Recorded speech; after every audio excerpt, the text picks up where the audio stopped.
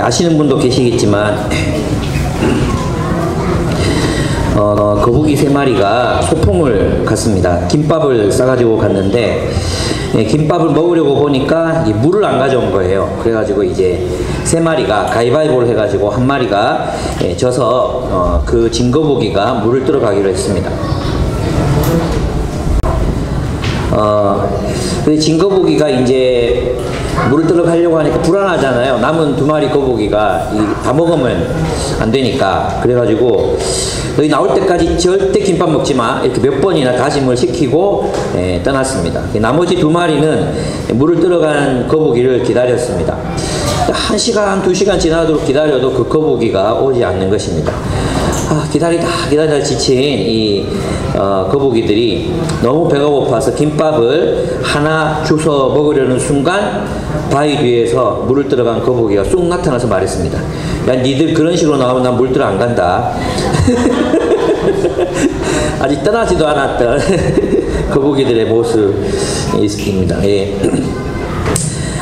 이 얘기를 왜 하느냐 하면 오늘 별로 상관도 없는데 웃자고 한번 해봤는데 별로 웃지도 않으시네요. 예. 예, 기도에는 우리의 소망과 기대가 담겨져 있습니다. 우리는 우리가 원하는 일들이 이루어지면 내가 소망하는 그것을 채울 수 있을 것이라고 기대합니다. 그런데 문제는 우리가 기대하고 욕망하는 그것을 가진다 하더라도 내가 그것을 가짐으로 얻으려고 했던 정말 진정으로 원하는 그것을 채울 수 없다는 것입니다. 대부분이 그렇지 않습니까? 그래서 이제 그 C.S. 루이스 나니아 연대기에 보면 우리 너무 잘 아는 얘기잖아요. 그 사탕, 막대 사탕, 롤리팝 그거를 이제 네가 내 말을 들으면 나를 따라오면 주겠다 해가지고 주지만 소녀는 그 사탕으로 만족하지 못합니다. 마치 거북이 친구가 그들의 소원을 들어줄 수 없는 것처럼 우리 잘못된 대상을 잘못된 것을 욕망하고 있었기 때문이죠. 그래서 있잖아요. 주님이 이렇게 말합니다. 이렇게 말씀하십니다. 내 말이 너희 안에 거하고 너희가 내 안에 거하면 무엇이든 구하라. 그리하면 내가 이루리라. 이렇게 얘기합니다.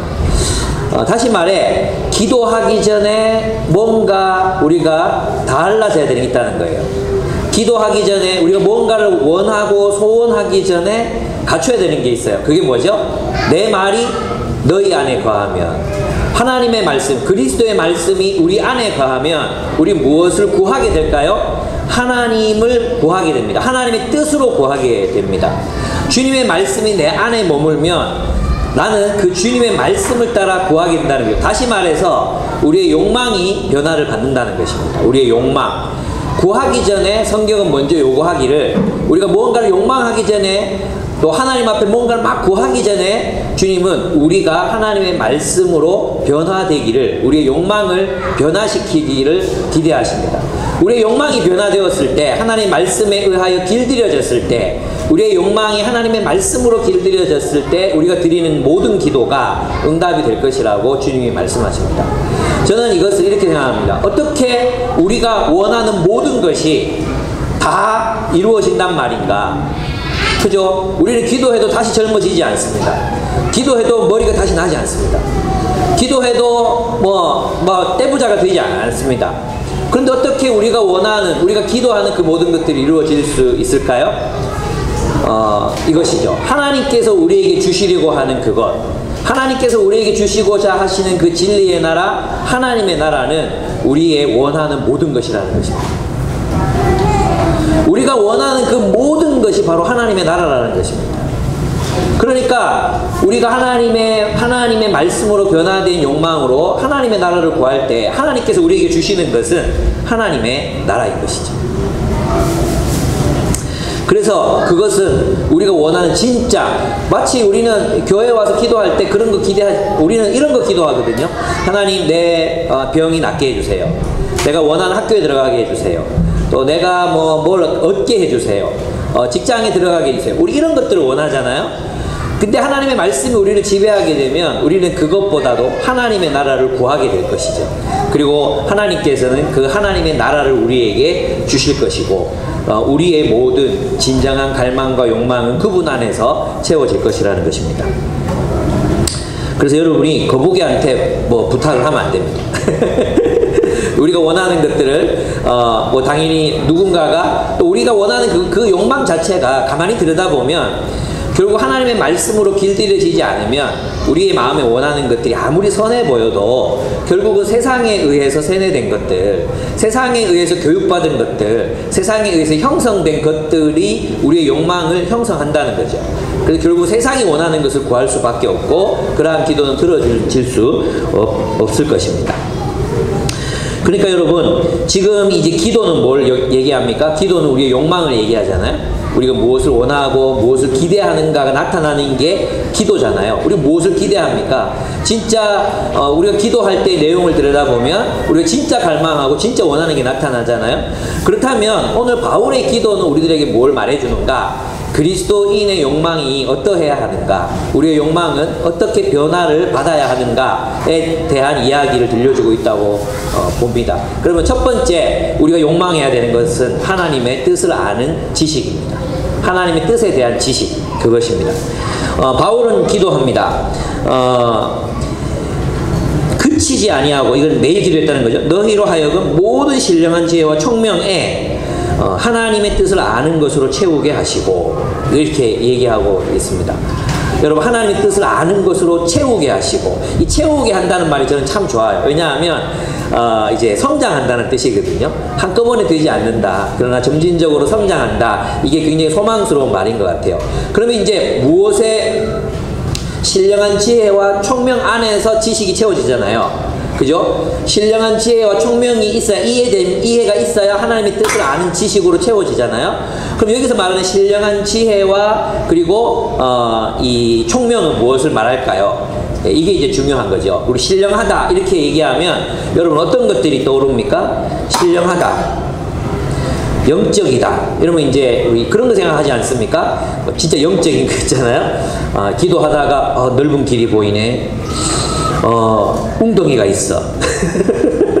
뭐 이런 거 여러분 떠오르지 않습니까? 깊지는 않아. 이 사업 되니까 해. 그 주식 사. 이런 식으로 우리는 영적인 것을 그런 식으로 이해합니다. 근데 여러분 여기서 있잖아요. 이 신령하다, 신령한 지혜, 영적인 지혜는 골로새서에서는 무엇과 대비되는가를 여러분이 관찰하셨어야 됐어요. 뭐가 대비됩니까? 세상의 철학, 전통, 그것과 대비되는 거예요. 그러니까 신령한 지혜라는 말은 이 세상이 상식으로 가지고 있는, 사람은 이런 걸 욕망해야 되고, 사람은 그것을 가져야 행복하고, 사람은 인간관계를 이런 식으로 해야 되는, 뭐 돈 있으면 갑질하고 돈 없으면 비굴해지고, 뭐 이런 게 세상의 어떤 법칙과 원칙들이 있지 않습니까? 그것에 따라 살아가는 것을 세상의 철학, 또 전통, 사람의 유전이라고 얘기한단 말이에요. 그러면 우리는 한 번도 이러한 세상을 떠나본 적이 없잖아요. 그렇기 때문에 하나님의 지혜를 갖는 게 불가능해요, 사실은. 우리가 세상에서 하나님의 지혜를 갖는다는 것은 불가능하잖아요. 그래서 이걸 누가 주셔야 되는 것입니까? 영적인 지혜라는 거죠. 하나님께서 이 세상 속에서 이 온통 그 소비주의, 제국의 문화, 그리고 온통 그런 세상이 지배하는 세상 속에서 우리가 다르게 살아가기 위해서, 하나님의 나라를 살아가기 위해서는 하나님의 영적인 지혜가 필요하다는 것입니다. 이걸 다른 말로 하면 성경적 지혜를 가지는 거죠. 그래서 신령한 지혜라는 말은 척보고 삼천리 뭐 이런 식의 어떤 지혜가 아니에요. 이 지혜는 세상의 지혜와 반대되는 지혜를 말하는 것입니다. 그것은 성경적인 지혜입니다. 하나님의 나라를 살아내는 지혜를 말하는 것입니다. 그 지혜로 우리의 하나님의 뜻을 아는 지식이 충만해져야 된다, 이것입니다. 그러면 그 지식을 따라 우리가 이 세상을, 하나님의 나라를 살아갈 수 있잖아요. 그래서 여러분, 우리가 이것을 욕망해야 됩니다. 하나님, 내가 정말 세상이 아니라 하나님이 깨닫게 해주시고 하나님이 알게 해주시는 지혜와 총명으로, 그 이해함으로 제가 하나님의 뜻을 알게 해주십시오. 하나님의 뜻을 아는 지식이 내게 충만해지게 해주십시오. 여러분, 하나님의 나라는 어떤 나라입니까? 내 나라는, 예수님께서 말씀하신 내 나라는 진리의 나라입니다. 진리가 지배하는 나라입니다. 이걸 다른 말로 하면요, 이렇게 지식은 권력이라 했잖아요. 지식은 권력이다. 우리가 어떤 내용의 지식을 갖고 있느냐에 따라서 우리는 누구의 지배를 받느냐를 알 수 있습니다.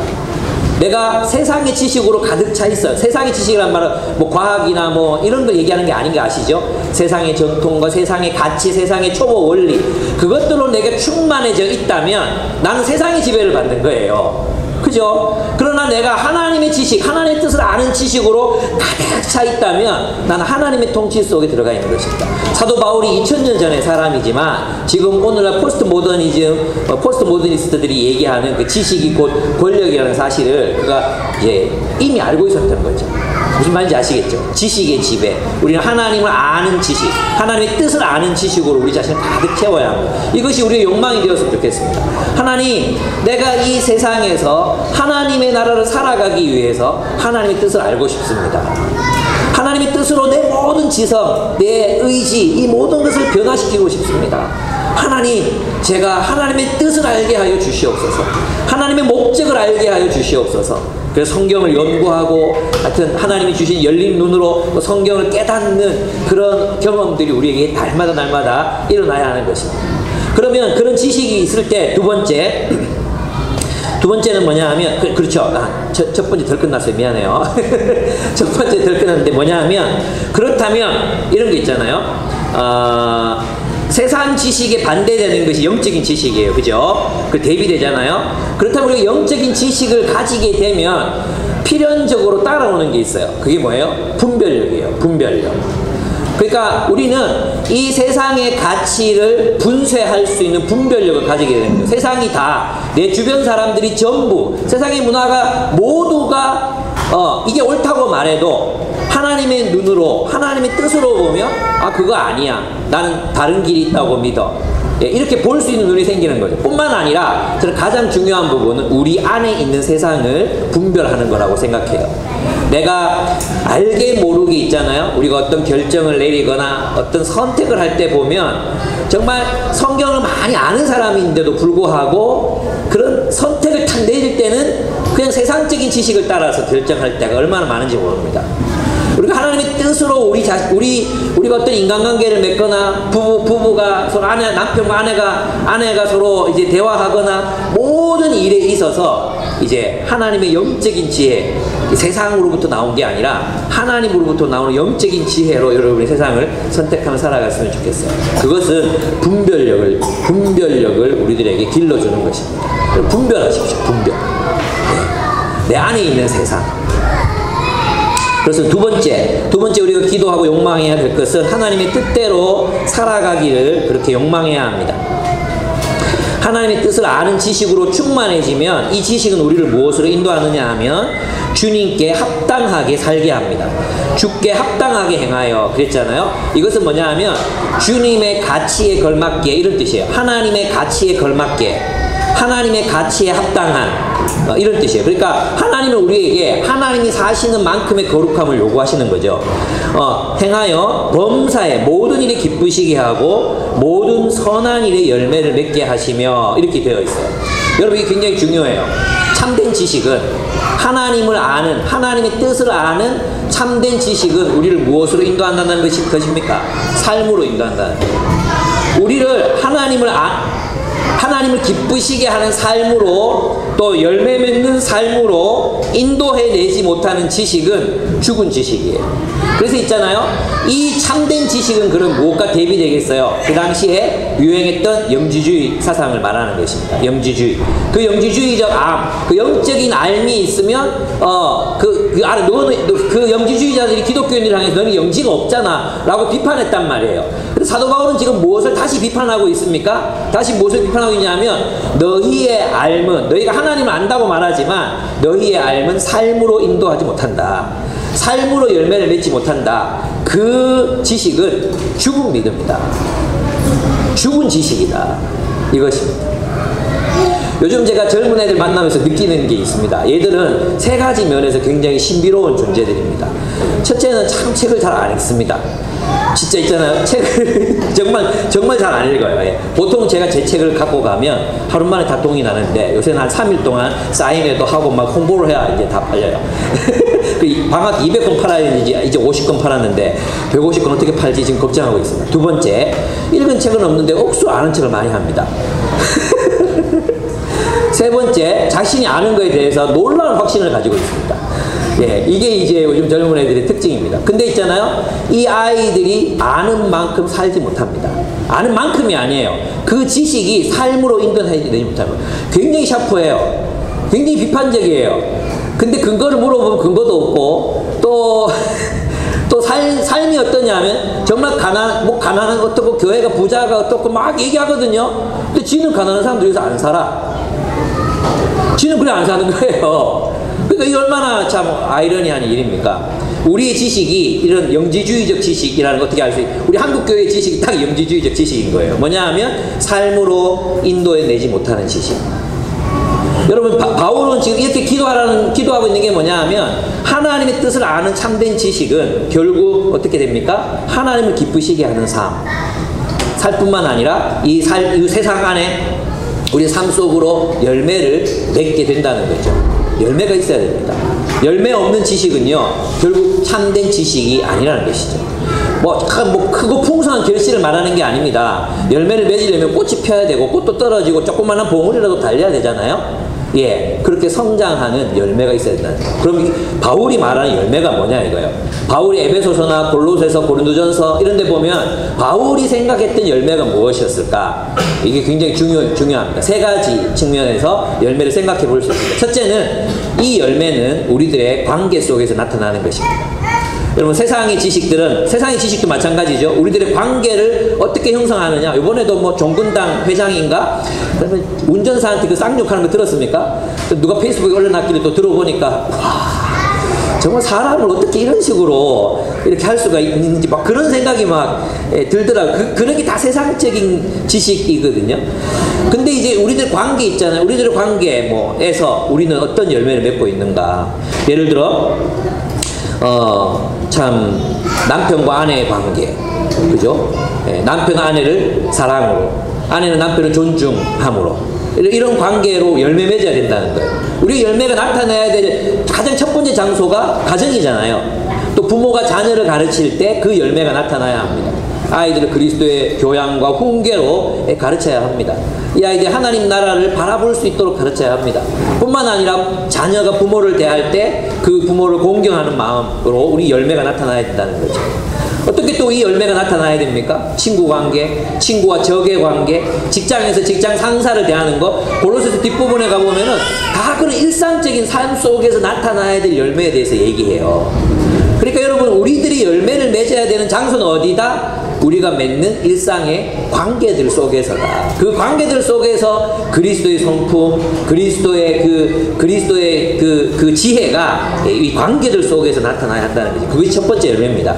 두 번째 열매는 성경이 말하는 열매는 바로 공동체가 맺어야 되는 열매입니다. 이것은 갈라디아서에 나와 있죠. 우리가 육신을 따라 살면 피차 물고 먹어 멸망할까 조심하라 그랬어요. 물고 먹어 육신을 따라 살면, 다시 말해 세상의 가치관을 따라 살면 우리 피차 물고 먹어 멸망하게 됩니다. 피차 멸망하게 됩니다. 그러나 성령의 인도를 따라 살면 우리 공동체는 어떤 열매를 맺게 됩니까? 성령의 열매를 맺게 됩니다. 그래서 성령의 열매는 공동체의 열매입니다. 공동체, 우리가 맺어야 되는 어떤 열매죠? 사랑의 열매입니다. 우리는 우리 공동체 식구들과 함께 우리 속으로 사랑이 넘치는 그런 공동체, 우리 공동체의 성격을 만들어가야 합니다. 그죠? 사랑, 희락. 우리는 서로를 기쁨의 존재로 받아들이고 서로를 대할 때 기뻐해야 합니다. 슬퍼하거나 또는 적대시하거나 또 그러시면 안 됩니다. 예. 또 사랑, 희락, 화평. 그죠? 사랑, 희락, 화평. 화평의 공동체적인 열매, 오래 참음, 자비, 양선, 충성, 온유함, 절제, 이러한 열매들이 우리 공동체 안에서 공동체적인 열매로 열매 맺어 가야 한다는 것입니다. 이것이 우리가 맺어야 되는 열매입니다. 그렇다면 우리가 참된 지식을 보유했다면, 우리가 하나님을 아는 지식을 가지고 있다면 우리들의 공동체는 이런 열매들이 무성하게 결실하게 될 것이죠. 저는 우리 교회가 그런 교회라고 생각합니다. 그런 열매들이 맺혀져 가고 있고 정말 행복하고 즐겁습니다. 이 안에서 정말 하나님의 그리스도의 성품을 누립니다. 예, 이런 공동체 우리 세워가는 거죠. 세 번째 열매는 무엇입니까? 요한복음에 보면, 요한복음 15장에 보면 너희가 나를 택한 것이야. 내가 너무 사랑하는 구절, 여러분도 이제 아시죠? 예, 내가 너희를 택한 것이 아니요 너희가 나를 택한 것이 아니요. 이게 틀렸으면 절대 해야 되는데 너희가 나를 택한 것이 아니요 내가 너희를 택하여 세웠나니 이는 너희로 가서 열매를 맺게 하려 함이라 그랬습니다. 그 열매가 무엇이겠습니까? 세상에서 하나님의 통치를 실현하는 것이죠. 세상에서 하나님의 통치를 실현하는 열매, 그죠? 그래서 이 땅이 여러분을 통해서 여러분의 직업, 여러분의 일터, 또 세상에서 여러분을 통해 이 땅에 하나님의 정의와 공의가 실현되는 일들이 일어나야 되는 거고, 깨어진 세상의 일부가 여러분 때문에 회복돼야 됩니다. 오늘 아침에 어떤 분이 또 페이스북에 이렇게 설교 준비하다가 요거 괜찮겠다 해서 이게 봤거든요. 그게 뭐였냐면 20대 신학생층, 신대원 다니는 청년인데 낮에는 공부하고 밤에는 맥도날드에서 일을 해요. 근데 맥도날드에서 한 달 동안 일해서 받은 돈이 40만 원이에요. 근데 그 중에 20만 원 자기 생활비로 쓰고 나머지 20만 원을 그 폐지 줍는 노인들을 찾아다니는 거예요. 다니면서 뭘 하느냐면 이제 밤늦게 새벽에 다니시니까 야광 조끼 있잖아요. 야광 조끼를 사가지고 다 이렇게 드리고, 또 그분들 식사 안 하셨으면 모셔다가 같이 식사하고. 근데 그 20만 원으로 그걸 하는데 와, 참 나도 그렇게 못 살겠더라. 근데 그분이 나와서 얘기하는 게 하나님이 희한하게 채워주신다고, 모자라지도 않고 남지도 않는다고 이렇게 얘기하는 걸 제가 들었어요. 저는 막 그 정도의 삶을 살려면 아마 우리 레벨이 한 10,000렙 정도 돼야 될 것 같아요. 그죠? 근데 우리는 10,000렙 안 되잖아요? 이렇게는 못 살아요. 그죠? 그러나 점점점 그렇게 살아가는 삶의 열매는 있어야 될 거 아니에요. 그죠? 그래서 우리들의 삶의 시간의 한계, 에너지의 한계, 여러 한계들이 있지만 그럼에도 불구하고 우리는 하나님이 우리를 부르신 목적, 성막을 만들게 하신 그 목적, 이 세상을 회복해라, 이 세상을 하나님의 원래 뜻대로 회복해라는 그 명령에 부분적으로 순종하고 있어야 된다는 거죠. 우리가 할 수 있는 범위 내에서. 우리 애 반찬 만들 때 조금 더 만들어가지고 독거노인 찾아서 드리면 되잖아요. 예, 그런 거라도 시작하자는 것입니다. 예, 아니면 우리 여러분들 다 멘토링 직접 참여하기 어렵죠? 그럼 여러분들이 애들 반찬 만들 때 아니면 수박 살 때 조금 더 사가지고 저한테 주세요. 제가 그러면 우리 멘토들한테 멘티 만날 때 집에 갖다 줘라. 갖다 줄 수 있잖아요? 우리가 하나님 나라를 위해 열매를 맺지 못하는 이유는 있잖아요. 시간이 없거나 에너지가 없어서가 아니에요. 상상력이 부족하기 때문이에요. 세상에 꽉 사로잡혀가지고 하나님 나라를 꿈꾸지를 못하는 거예요. 뭔가 선한 일이 나를 통해 일어날 수 있다는 것을 아예 상상조차 못하고 있어요. 못한다, 믿어버리는 거죠. 왜 못합니까? 할 수 있는 일들이 있는데. 예, 그 신학생도 다른 신학생들이 생각하면 아니 밤에는 공부해야지 어떻게 그런 일을 하냐고 그렇게 할 수 있잖아요. 근데 그 사람은 그렇게 살잖아요. 예, 여러분 애 하나 둘 낳고 절대 그런 삶을 못 산다 생각하잖아요. 근데 뭐 김남영 씨는 뭐 천사입니까? 마녀입니까? 마녀인가? 그리고 뭐 애 산 낳고도 그렇게 살아갔던 사람들이 있잖아요. 제가 지금 여러분 또 기죽이려고 이런 얘기하고 나면 또 지난주에 제가 비판을 엄청나게 많이 받았습니다. 하나님 나라를 살아도 힘든 건 힘든 거다. 맞습니다. 압니다. 그건 조금 이따 얘기하기로 하고, 어쨌든 우리가 조그마한 삶의 열매라도 우리 하나님의 뜻을 아는 그 지식이 우리를 삶으로 인도해야 된다는 거죠. 우리를 하나님 나라의 열매를 맺는 삶으로 인도해야 된다는 것입니다. 안 그렇습니까? 저는 그렇다고 믿습니다. 여러분의 삶에서 그런 열매들이 작건 크건 상관하지 않습니다. 나는 산딸기, 나는 수박, 크기, 종류 그런 거 중요하지 않습니다. 어쨌든 우리가 그렇게 살아가려고 애쓰는 삶 그 자체가 저는 중요하다고 믿습니다. 아니 우리라도 그렇게 안 살면 누가 그렇게 살겠어요? 한국교회 누가 그렇게 살겠어요? 예. 교회마다 가보면 전부 60 다 넘어갔고 60 넘은 분들이 장로님들이 모여갖고 청년 사회 어떻게 하냐고 저한테 묻는데 제가 뭐라고 얘기하겠어요? 이 교회는 포기하고 청년들 우리 교회 보내서 내가 그렇게 얘기하고 싶었어 진짜. 그거 어떻게 하겠습니까? 우리라도 해야지. 그렇습니다. 뿐만 아닙니다. 하나님 알지 못하는 사람들 하나님께 돌아와야 돼. 그죠? 그래서 우리가 만나는 사람 정말 할 거 없으면 역사라도 써서 보내고 기도라도 하고 뭐 애기 엄마 이거 참 이거 내가 읽고 되게 도전받았는데 한번 읽어봐 이렇게 줄 수도 있고. 여러분 우리가 하나님의 나라를 위해 산다는 게 시간이나 돈이나 에너지의 문제가 아니에요. 관심의 문제예요. 마음이 있으면 뭐라도 하게 됩니다. 그렇습니다. 그래서 여러분이 맺는 관계들, 공동체 안에서 그리고 세상 속에서 이 하나님 나라의 열매, 여러분 하나님의 뜻을 아는 그 참된 지식이 우리들의 삶을 통해 열매 맺기를 그렇게 축복합니다. 여러분 삶의 열매가 있어가야 합니다. 네. 그렇습니다. 세 번째 우리의 욕망은 하나님을 아는 것이 우리의 욕망이 되어야 합니다. 그렇죠. 여러분 이게 굉장히 중요한 부분이에요. 처음에 뭘로 시작했어요? 하나님의 뜻을 아는 것으로 시작했죠.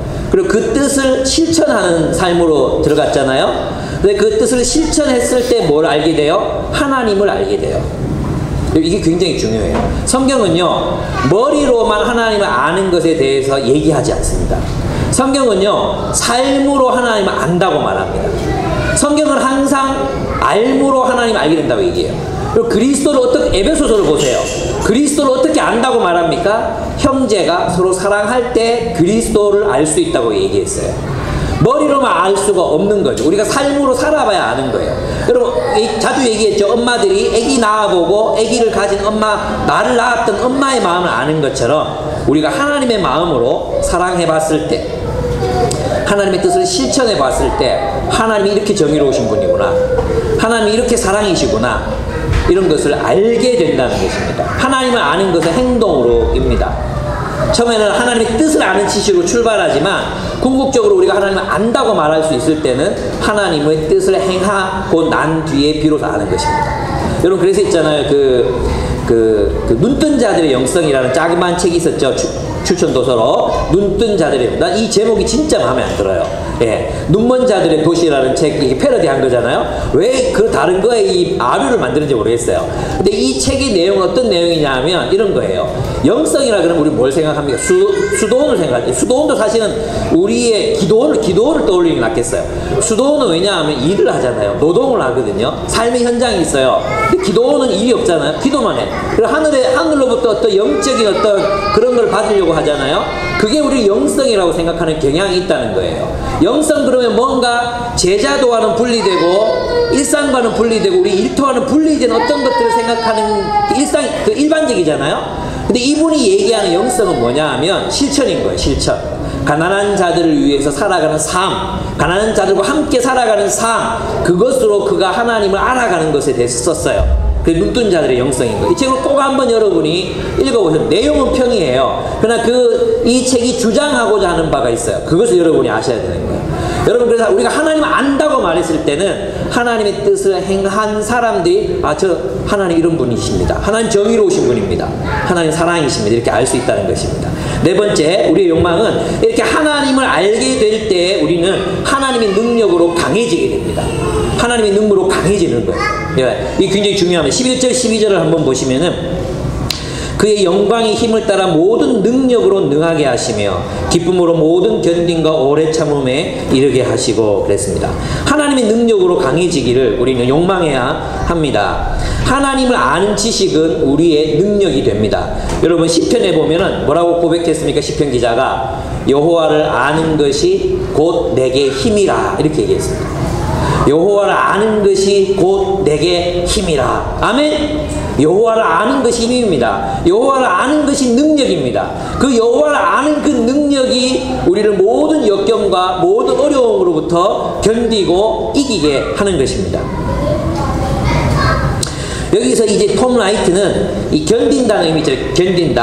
견딘다는 의미는 상황을 견딘다는 것입니다. 상황. 오래 참는 것은 사람을 오래 참는 것입니다. 사람을 오래 참는 거. 상황을 견디고 사람을 오래 참는 거예요. 근데 오래 참아서 뭐 하는 거예요? 뭐 하자는 거예요? 여기서 모든 능력으로 능하게 하셔서 딱 참고 참고 있는 겁니까? 이게 아닙니다. 그런 상황, 또 우리를 힘들게 하는 사람들에도 불구하고, 그럼에도 불구하고 하나님 나라의 열매를 맺는 삶을 사는 것을 말하는 것입니다. 톰나이트는 이것을 믿음과 소망과 사랑의 삶을 살아내는 것이라고 얘기하고 있습니다. 견디는 것은 그냥 가만히 앉아서 견디는 게 아니라 그러한 상황 속에, 어떠한 상황 속에서도, 어떠한 사람들 가운데에서도 믿음과 사랑과 소망의 열매를 맺어가는 그런 삶을 이야기하는 것입니다.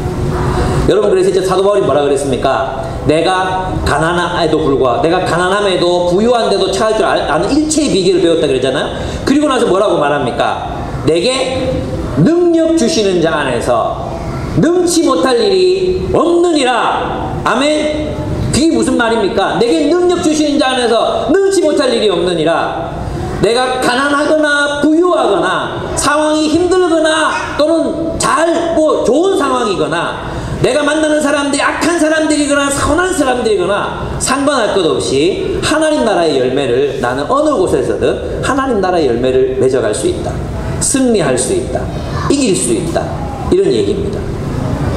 그래서 우리는 기도해야 되는 거죠. 이런 얘기 들을 때 우리는 어떻게 생각합니까? 와, 부담된다. 이런 우리의 대표적인 반응. 뭐 하라 그러면 부담된다. 이런 얘기부터 해요. 왜 기도할 생각하지 않습니까? 이게 목표라면, 이것이 욕망이 되어야 한다면 하나님, 나도 그렇게 살게 해주세요. 하나님, 내 상황이 어렵고 내가 만나는 사람들이 이렇게 힘든 사람들이지만 나는 이곳에서도 열매 맺고 싶습니다. 내가 하나님 나라를 결실하고 싶습니다. 내 이 상황 속에서도 하나님의 나라가 열매 맺게 해주십시오. 포기하지 않게 해주십시오. 승리하게 해주십시오. 하나님 나라의 능력, 하나님의 능력은 우리를 모든 능으로 능하게 한다고 했습니다. 여러분, 저는 이것을 믿습니다. 여러분, 그리스도인들이 있잖아요. 너무 무능해. 어떤 면에서 무능한지 아십니까? 선을 행하는 데 무능해. 하나님의 나라를 살아내는 데 무능해. 난 그러면 안 된다고 생각해요. 여러분, 예수님이 무능하셨습니까? 예수님이 키운 제자들이 무능했습니까?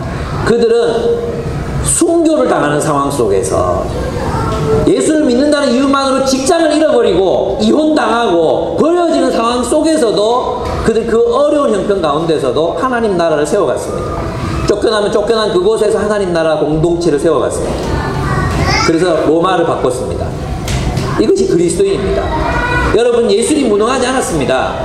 선을 행하는 일에, 하나님 나라의 공동체를 일으키는 일에, 어둠의 세력 가운데 빛의 나라를 세우는 그런 일에, 선으로 악을 이기는 일에 결코 예수님 무능하지 않았습니다. 요셉이 무능했습니까? 다윗이 무능했습니까? 요나단이 무능했습니까? 다윗은 유능했습니다. 어떻습니까? 우리 그리스도인 그러면 있잖아요. 이런 사람들 많아요. 참 착해요. 안타까운 거죠. 참 착해요. 착해 빠졌어요. 근데 능력이 없는 거예요. 사람을 세울 능력도, 사람을 보는 눈도, 사람들을 모아서 공동체로 세워가는 그런 일도, 각 사람에게 자신의 은사에 따라서 하나님 나라를 위한 일꾼으로 세우는 그런 일도, 또 하물며 공동체 안에 어떤 불의한 일들이 일어났을 때, 세상에서 불의한 일이 일어났을 때 선한 의지를 가진 사람들을 모아서 좀 리더십을 발휘하는 그런 일들도 너무 무능한 거예요. 여러분, 운동권하고 한번 비교해보세요. 운동권 친구들 공장에 들어가고 막 이렇게 해서 노동조합 조직하고 그랬지 않습니까? 그래서 스트라이크 벌리고 결국은 법을 만들고 그렇게 해서 자신들의 의지를 하나하나 관철해 가지 않았습니까? 우리는 어떻습니까? 우리는 선한 의지만 있어요. 선한 동기만 있어요. 그리고 그 선을 열매 맺고 만들어가고 성공시키고 승리하고 이기는 일에는 우리는 너무 무능하다는 거예요. 저는 그래서 기도합니다. 하나님, 저 이기고 싶습니다. 하나님, 우리 승리하고 싶습니다. 하나님 나라의 열매가 나타나는 걸 보고 싶습니다. 저는 여러분들이 세상 일에는 좀 무능해도 된다고 생각합니다. 뭐 어떤 집을 사야 뭐 얼마를 남기고 어느 지역을 가야 뭐 어떻게 잘 살고 뭐 어떻게 뭐 분산 투자를 하고 뭐 지금 잘 나가는 주식이 어떻고 이런 거 좀 몰라도 된다고 생각합니다. 그러나 우리가 하나님의 나라를 세우는 일, 정의와 공의를 이루는 일, 가난한 사람들을 살리는 일, 그 선을 행하는 일, 이런 일에 있어서 우리가 유능해야 되지 않겠습니까? 하나님이 그러셨듯이 여러분, 이것을 우리가 강구했을 때, 하나님, 전 너무 무능합니다. 난 너무 무능한 거예요. 하나님, 이 땅의 어떤 역사의 물줄기를 열어보고 싶은데 하나님, 저 너무 무능합니다. 지혜가 없습니다. 능력이 없습니다. 사람을 못 세우겠습니다. 주님 도와주십시오. 지혜를 주십시오. 능력을 주십시오. 필요하면 돈도 주십시오. 그래서 하나님의 나라를 세워가게 해주십시오. 이 젊은이들 모아놓고 제가 지금 뭐하고 있는 겁니까? 이 유능한 젊은이들 우리 교회 다 모아놓고 내가 뭐하고 있는지 모르겠습니다. 하나님, 이들과 함께 하나님의 나라의 역사를 세워가게 해주십시오. 저는 기도합니다. 함께 기도해야 합니다. 여러분을 위해 기도할 겁니다. 유능해지도록, 하나님의 나라를 위한 유능한 일꾼들이 되도록. 그렇습니다. 지난주 설교 후에 여기저기서 그래도 힘든 거 어떡해요?를 이제 직장인부터 대학생까지 골고루 비판을 받았습니다. 골고루 들으면서 제가 생각해 봤습니다. 성경이 뭐라고 말합니까? 이제 성경을 봐야 됩니다. 그죠? 이제 내 얘기가 아니죠. 11절에 보면 그의 영광의 힘을 따라 모든 능으로 능하게 하시며 기쁨으로 모든 견딘과 오래 참음을 이르게 하시고. 정말 이게 역설 아닙니까? 역설? 기쁨과 견딘과 오래 참음, 견딘과 오래 참음 대 기쁨. 이게 지금 이게 같이 놓을 수 있는 겁니까? 성경은 말하죠. 뭐랍니까? 견딘과 오래 참음. 어떻게 할 수 있어요? 기쁨으로, 기쁨이 있기 때문에 할 수 있다는 것입니다. 여러분, 그렇지 않습니까? 우리가 사역할 때, 하나님 나라를 위해 일할 때 너무 힘든 일 많이 겪죠. 우리 상황도 힘들죠. 그러나 우리가 이 일을 해낼 수 있는 이유는 하나님이 주시는 놀라운 기쁨 때문입니다. 이게 없었으면요, 저도 못했을 것 같아요. 저도 참 가난했던 적이 있었어요. 아내와 함께 참 뭐 월급을 3년 못 받았지, 뭐 진짜 가난했던 시절이 있었습니다. 예. 근데 있잖아요, 아내랑 같이 얘기해보면 우리 정말 가난했지만 그때 제일 행복했습니다. 지금도 행복하지만 그때 행복했습니다. 기쁨이 있었습니다. 우리 안에 정말 놀라운 넘치는 기쁨이 있어서 살아낼 수 있었습니다. 사람들에게 오해도 많이 받아봤습니다. 예. 모욕적인 말도 많이 들어봤습니다. 근데 기쁨이 있었습니다. 그것을 능가하는, 그 고난과 어려움을 능가하는 그런 기쁨이 있었습니다. 힘든 사람도 겪어봤습니다. 근데 그것도 내 안에 있는 넘치는 기쁨을 그 힘든 사람이 꺼뜨릴 수 없었어요. 그렇습니다. 하나님이 약속하셨습니다. 근데 우리는 있잖아요, 지레짐작하고 포기해버리거든요. 그러니까 있잖아요, 그 고난과 어려운 상황 속에서 하나님이 능력을 배우지도 못하고 하나님이 주시는 그 놀라운 기쁨도 체험하지 못한 채 우리의 삶은 그냥 꽃이 피지도 못한 채 떨어지는 것입니다. 우리가 시도해 봤으면 좋겠습니다. 그렇습니다. 하나님이 주시는 기쁨이 있기 때문에 견디고 참을 수 있었습니다. 여러분 다 그렇게 살아봤잖아요. 우리 다 이거 뭔지 아는 사람들 아닙니까? 우리 다 이게 뭔지 압니다. 그러면 뭐 달라졌습니까? 우리 똑같이 또 이길 것입니다. 예. 이제 마지막입니다. 마지막으로 5번째, 감사하게 되기를 그렇게 우리 기도합시다. 이 감사가 우리 욕망이 됩시다. 여러분, 우리 안에 있는 이 죄악된 이 욕망은 계속 우리 불평하고 불만을 이렇게 하잖아요. 우리 변화된 본성이라야 감사할 수 있는 것 같아요. 우리가 감사할 수 없다는 건요, 결국은 하나님의 뜻이 우리를 지배하지 못한다는 것이죠. 여러분, 감사는요 조건이 아니에요. 관점이에요. 누가 감사할 수 있습니까? 관점이 바뀐 사람이 감사할 수 있습니다. 여러분, 이것도 이제 페이스북에서 제가 또 본 건데요. 그 영국 사람인가 뭐 하여튼 태생은 잘 모르겠어. 뭐 이스라엘에서 6년 살았다가 뭐 돌아다니면서 살면서 이제 한국에 와서 한국말 배운 지 6년 됐대요. 한국말을 잘해. 노래도 한국말로 해. 근데 이제 홍대 앞에서 버스킹을 하는 거예요. 교대역 이런 데서 버스킹 하면서 이제 그냥 사는 거예요. 그래서 사람들이 많이 알려졌어. 그래가지고 뭐 자기 음반을 냈는데 그 입소문만으로 몇천 장에 대한 만장인가 하여튼 뭐 계산해보니까 3,600만 원 정도 벌었겠더라고요. 그 정도 돈을 이렇게 벌었어. 그랬더니 주변의 사람들이 야, 너 방송국에 나가봐 이런데요. 방송국에 나가봐. 물었대요. 방송국에 나가면 뭐가 좋아? 유명해지잖아. 나 이미 유명해. 나 이미 유명해. 아, 그리고 뭐 이렇게 뭐 네가 방송에 나가 뭐 오디션이라도 받아보지. 그럼 네가 원하는 꿈을 이룰 수 있잖아. 나 이미 내가 원하는 삶을 살고 있어. 나 이미 행복해. 버스킹 하면서. 여러분, 수많은 연습생들이 20년 30년은 좀 과장해서 미안합니다. 10년 15년 그 청춘의 시간에 그렇게 막 춤 배우고 그러면서 있잖아요. 막 라면으로 뭐 하루 때우면서 그렇게 희생하고 있습니다. 출세하려고. 그 그들이 보면 이 버스킹하면서 하는 친구는 실패한 인생이죠. 근데 있잖아요. 관점을 바꾸면 달라지는 것입니다. 여러분, 불평과 불만족, 이것은 있잖아요. 조건이 아니에요. 관점의 문제예요. 관점.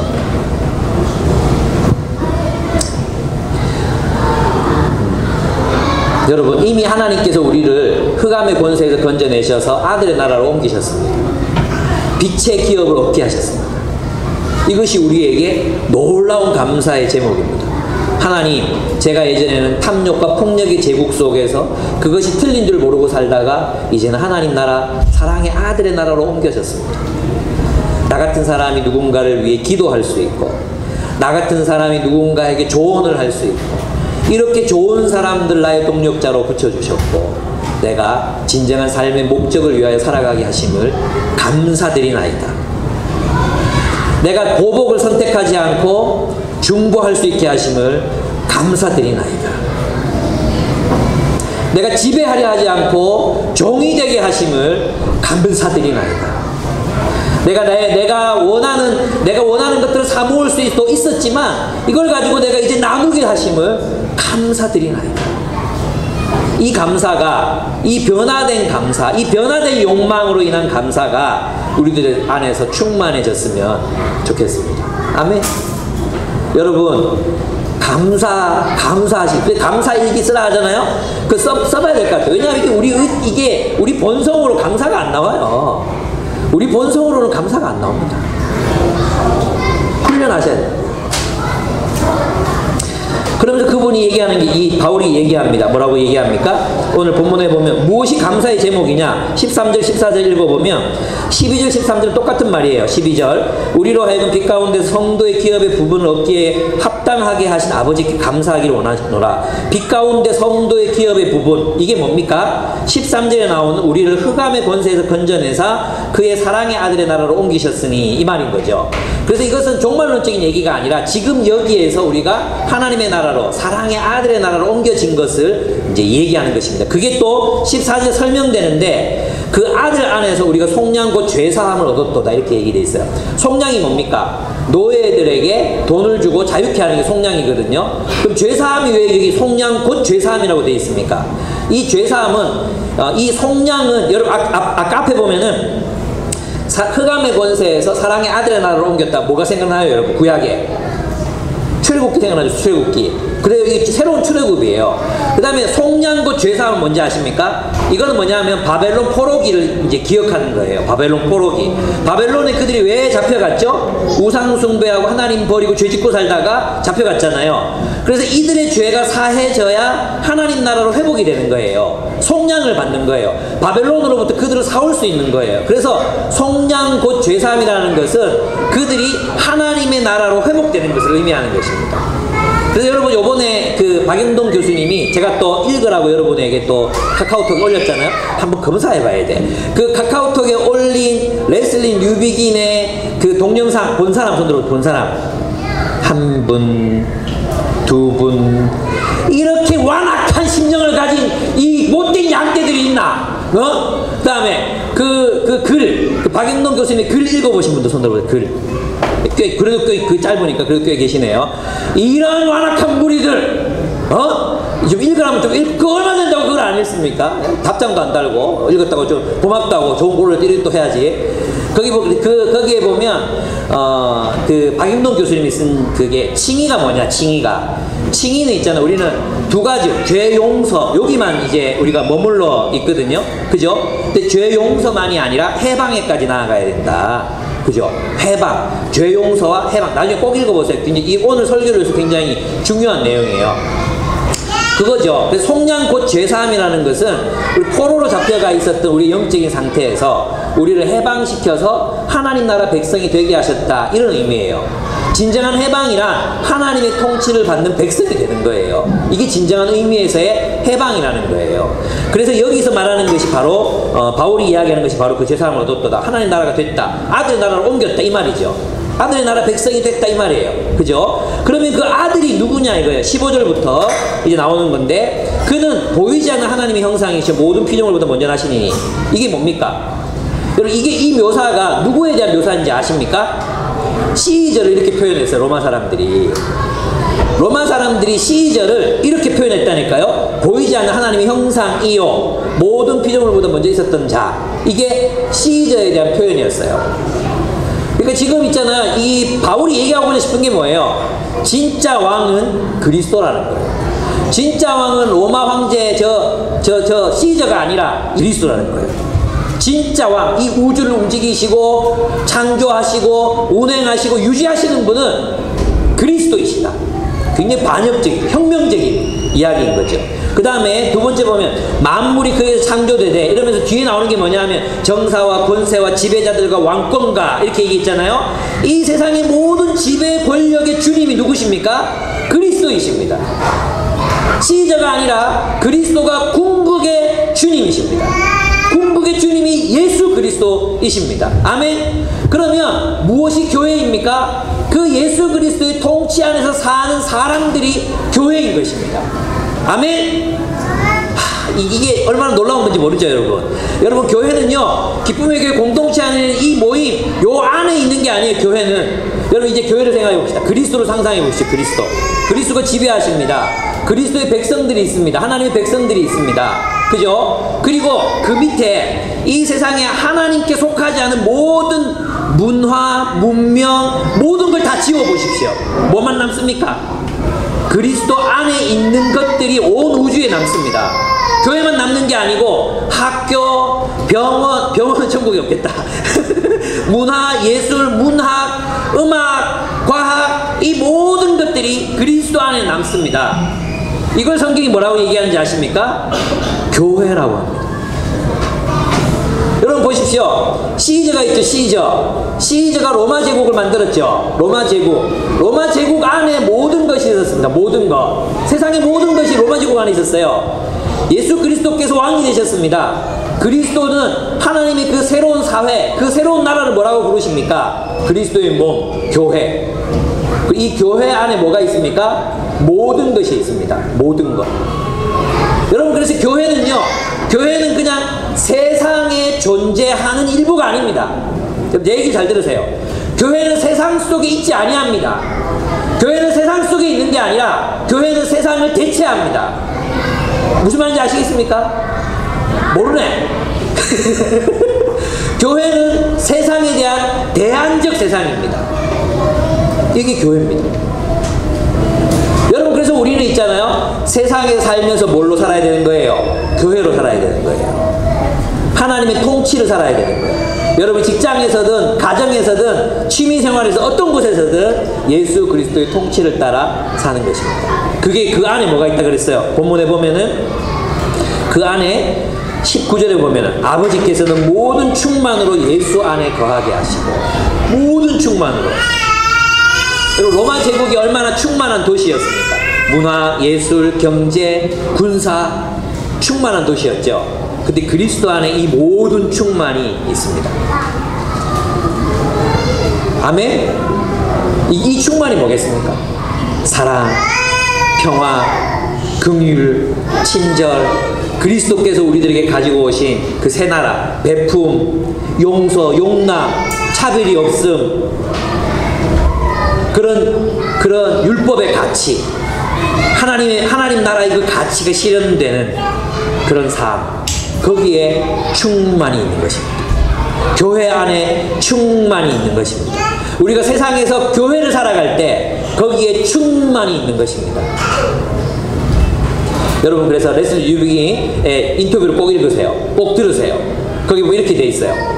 사람들이 목사님은 진짜 세상이 뭔지 모릅니다. 진짜 세상에 대해서 얘기해 주십시오. 이렇게 얘기합니다. 진짜 세상. 이런 거죠. 교회는 가짜 세상이고 진짜 세상은 치열하게 경쟁하고 물고 뜯고 죽이는, 그게 진짜 세상이라고 사람은 생각하는 거죠. 진짜 세상이 뭐냐고 묻습니다. 레슨 유비기 이렇게 묻습니다. 진짜 세상이 뭔가요? 리얼 월드. 진짜 세상이 뭡니까? 진짜 세상이 뭡니까? 그리스도께서 통치하시는 세상. 예배가 있고 성찬이 있고 나눔이 있고 교제가 있고 진리가 있고 서로를 돌봄이 있는 이 교회가 진짜 세상입니다. 저 세상은요 매트릭스입니다. 로마와 황제가 지배하는, 신화가 지배하는, 소비주의 신화가 지배하는 가짜 세상입니다. 이 말이 무슨 말인지 아십니까? 우리는 세상 속에서 그리스도인으로 사는 게 아니라 우리는 그리스도의 세상을 사는 사람들이라는 것입니다. 그 삶이 여러분을 증인으로 만듭니다. 그 삶이 여러분을 빛으로 만듭니다. 그 삶이 이 세상, 깨어지고 부서진 세상을 회복하게 하는 삶으로 여러분을 인도합니다. 나는 그리스도인인 게 너무나 자랑스럽습니다. 얼마나 좋습니까? 이 영광스러운 이 소명에 비하면, 우리의 고난, 우리의 세상, 우리만 힘듭니까? 지금 세상 살아가는데 뭐 우리만 힘듭니까? 아니잖아요. 그래도 우리는 하나님 계시고 성도들이 있고 삶의 의미가 있고 목적이 있습니다. 그것도 없이 살아가는 수많은 사람들이 있습니다. 우리 별로 힘든 거 아닙니다. 덜 힘든 사람이 더 힘든 이 사람들을 위해서 삽시다. 조금이라도 삶의 무게를 던 사람들이 내 멍에는 쉽고 가벼우니 세상이 주는 무게에 눌려서 살아가는 그 사람들을 위해서 우리가 조금 덜 힘든 사람들이 그들을 위해서 삽시다. 그들에게 조금만 더 여유를 보입시다. 그렇습니다. 예수 안에 충만이 있습니다. 예수는 십자가로 평화를 완성하셨습니다. 여러분, 로마도 십자가로 평화를 완성했습니다. 이게 굉장히 있잖아요. 이게 이 역설적인 표현인 거예요. 로마는 반대하는 자들을 십자가에 못 박아 죽임으로 평화를 완성했지만 그리스도의 십자가는 자신이 십자가를 짐으로 이 평화를 완성하십니다. 그러니까 그리스도의 공동체는 남을 위해 십자가를 지는 공동체가 됨으로 평화를 이루는 것입니다. 이것이 축복이라는 거예요. 남을 위해 사는 삶 자체가 축복이라는 것입니다. 또 마지막으로 한번 보겠습니다. 예수님은 우리를 거룩하고 흠없고 책망할 것이 없는 자로 그 앞에 서게 하실 것입니다. 이것이 우리의 기도이고 이것이 우리의 욕망입니다. 여러분들이 정말 그리스도의 통치를 따라 하나님의 말씀의 뜻을 아는 지식이 여러분의 충만해져 가고 그 지식이 여러분을 하나님 나라의 열매를 맺는 삶으로 인도해내고, 그래서 우리가 하나님을 더 많이 알게 돼서 하나님 주시는 그 영광의 능력으로 세상을 이기면서 살아가게 되기를 축복합니다. 뿐만 아니라 하나님이 우리에게 가지고 오신 그 아들의 나라, 그 아들의 나라를 충만히 누리고 향유하며 이기며 살아가는 여러분들 되시기를 바랍니다. 특히 세상에 지지 말고 세상을 이기며 사는 우리가 됩시다. 유능해집시다. 우리 힘으로 안 되잖아요. 하나님 앞에 기도합시다. 하나님, 제가 이기게 해주십시오. 우리 교회가 이기게 해주십시오. 하나님, 우리를 능력 있게 해주십시오. 빛이 어둠을 이기게 해주십시오. 그런 교회 함께 세워갔으면 좋겠습니다. 여러분을 축복합니다. 여러분의 욕망이 변화되어 하나님을 추구하고 하나님의 나라를 추구하는 여러분의 욕망이기를 바랍니다. 여전히 옛 기도, 우리 세상에 속했던 기도가 아니라 하나님의 나라를 위한 기도를 드리는 여러분의 삶이 또 저의 삶이 되기를 축복합니다. 우리 함께 기도하겠습니다. 우리 5가지 기도 제목 가지고 기도했으면 좋겠습니다. 우리 하나님, 제가 하나님의 뜻을 아는 지식으로 충만한 존재가 되게 해주십시오. 내 안에는 여전히 세상의 지식이 충만합니다. 내 안에는 여전히 세상의 지식이 충만해서 세상적인 결정을 자꾸만 합니다. 주님을 아는 지식 충만하게 해주시고 그 뜻대로 살아서 열매 맺게 해주십시오. 하나님 알게 해주십시오. 하나님의 능력으로 강해지게 해주십시오. 감사하며 살게 해주십시오. 특별히 하나님의 나라를 감사하며 살게 해주십시오. 함께 기도하겠습니다.